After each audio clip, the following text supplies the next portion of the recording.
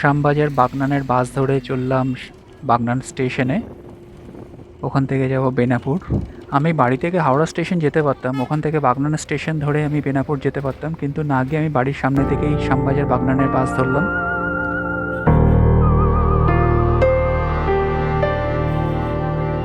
আজকে চলে এসেছি বাগনানের বেনাপুরে যে নদীর চর আছে, সেই নদীর চরে বিকেলবেলার দিকে চলে এলাম। সকালবেলায় বেরিয়েছিলাম।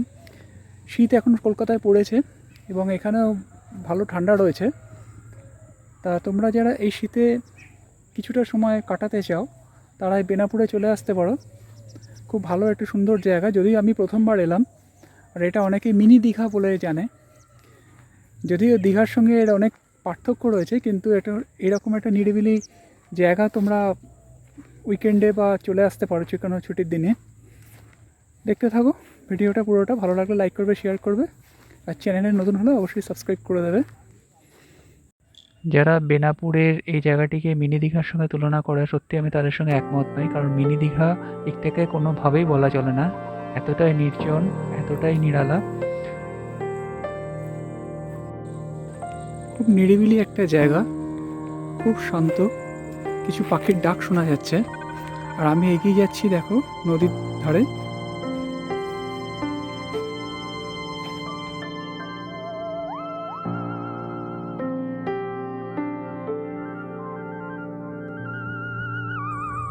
দেখো পুরোটাই একটা নদীর চর, রিভার সাইড। ওখানে আর একটা চর রয়েছে দেখছি, ওইটাতে দেখছি প্রচুর কাশফুল ফুটে রয়েছে।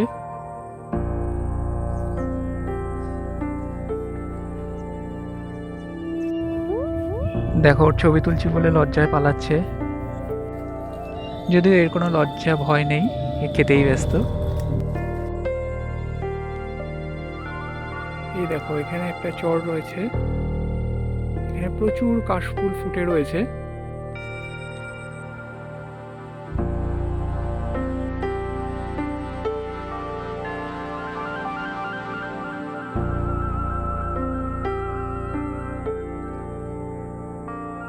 এখন ঘড়িতে 2টো বাজে, 2টো না, হ্যাঁ 2:35। একদম চুপচাপ, কিন্তু প্রচুর শিয়ালের আওয়াজ আসছে। শিয়াল ডাকছে ওইখান থেকে। ওই যে কাশবনটা রয়েছে ওখানে, ওই চরটা একটা আলাদা চর আছে, ওখানে দেখি প্রচুর শিয়ালের আওয়াজ আসছে। শহরের কোলাহল বা অফিসের বিভিন্ন কাজের চাপ থেকে কয়েক ঘন্টা মুক্তি পেতে তোমরা চলে আসতেই পারো এই বেনাপুরে।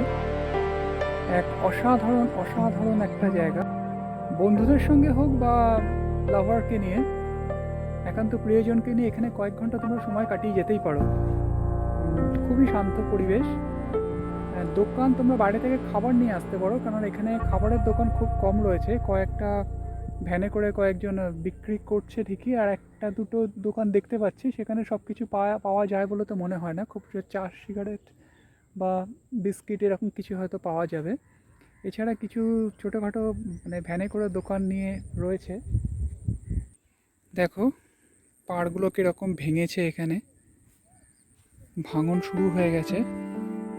আমি যেখানটা দাঁড়িয়ে আছি, এই দেখো এখান থেকে ভাঙতে শুরু করেছে, যে কোনো সময় ভেঙে পড়ে যাবে।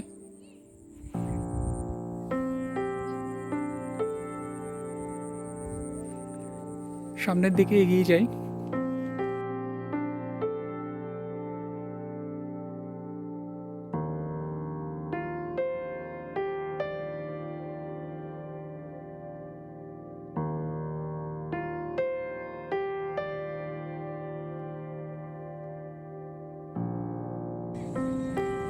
ঢোকার মুহূর্তে এই দেখো এখানে একটা পাবলিক টয়লেট দেখলাম ঠিকই, কিন্তু টয়লেটে গিয়ে দেখি তালা দেওয়া।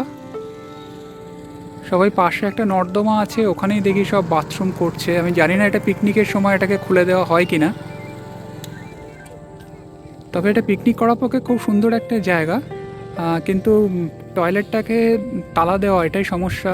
হয়তো শীত পড়লে আরও এখানে পর্যটক আসলে বা পিকনিক করতে আসলে তখন হয়তো টয়লেটটাকে খুলে রাখা হয়।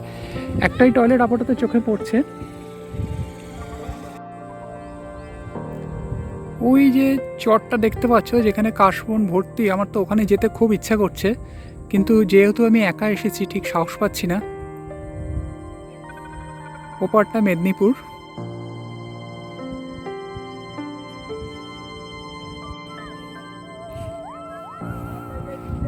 দেখো নদীর পাড়গুলো কিভাবে ভেঙেছে এবং ভাঙছে। খুব অল্প সময় হয়তো এই জায়গাটা গ্রাস করে নেবে।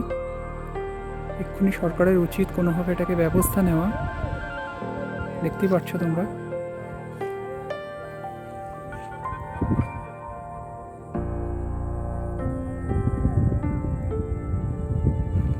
অনেকটা ডায়মন্ড হারবারের মতো মিল রয়েছে, ডায়মন্ড হারবারের সাথে মিল রয়েছে, কিন্তু পার্থক্য অনেক আছে।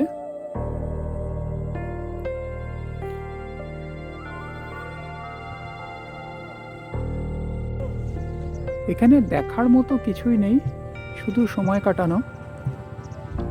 লাভার্স হোক বা ফ্রেন্ডসদের সাথে এখানে এসে তোমরা সময় কাটাতে পারো। আর এক প্রাকৃতিক সৌন্দর্য আর নিস্তব্ধতা, এটাই এখানে ভীষণভাবে টানে, যেটা তুমি শহরের কোলাহল বা অফিসের বিভিন্ন কাজের মধ্যে তুমি বের করতে পারো না।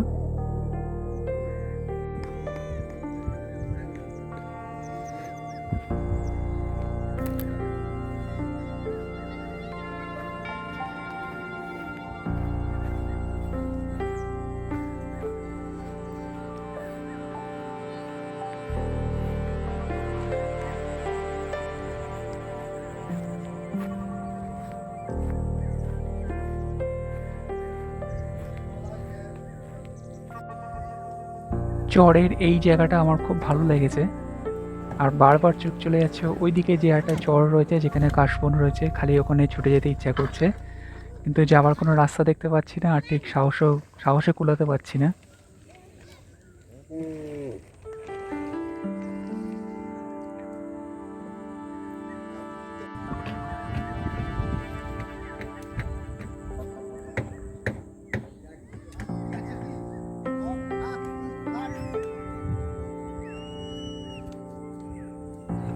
এখানে দু একজন মৎস্যজীবীকে দেখলাম, তারা তাদের নৌকাগুলোকে সারাইয়ের চেষ্টা করছে।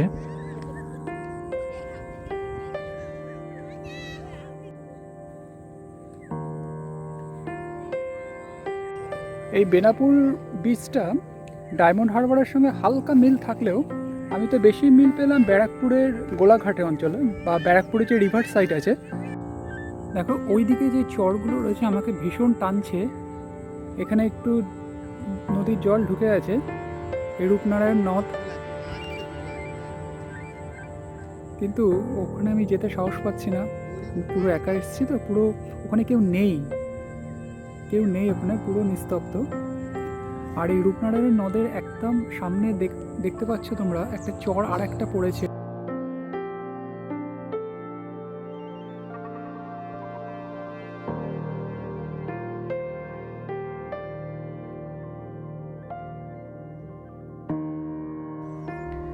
এত সুন্দর একটা জায়গা, স্থানীয় প্রশাসনের উচিত কিছুটা এখানে দেখভাল করার, যত্ন নেওয়ার, নাহলে হয়তো অদূর ভবিষ্যতে এটা হয়তো নষ্ট হয়ে যাবে, নদীগর্ভে হারিয়ে যাবে। আর তাছাড়া এখানে যদি একটু দেখাশোনা করা হয় তাহলে এটা একটা পর্যটন কেন্দ্র গড়ে উঠতে পারে, কারণ এখানে হোটেল, দোকান, রেস্টুরেন্টের বড়ই অভাব। এতে স্থানীয় কিছু যারা মানুষজন আছে তারা ভীষণ উপকৃত হবে।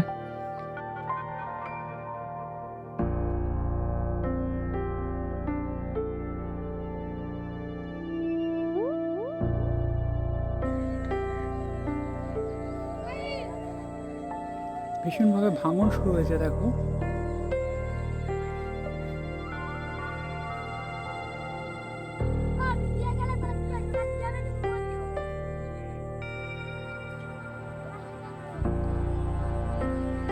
সূর্যাস্তের সময় জায়গাটা একটা অন্য রূপ নেয়, সত্যি দেখার মতো।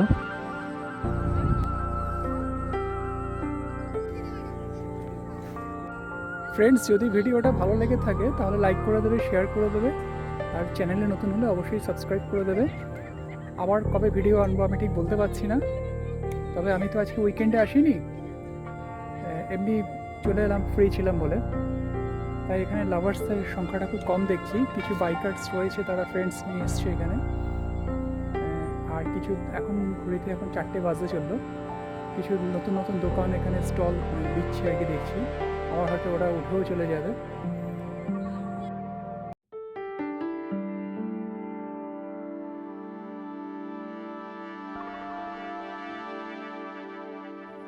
জায়গাটা অনেকটাই বড়, আমি পুরোটা কভার করলাম না সময়ের অভাবে।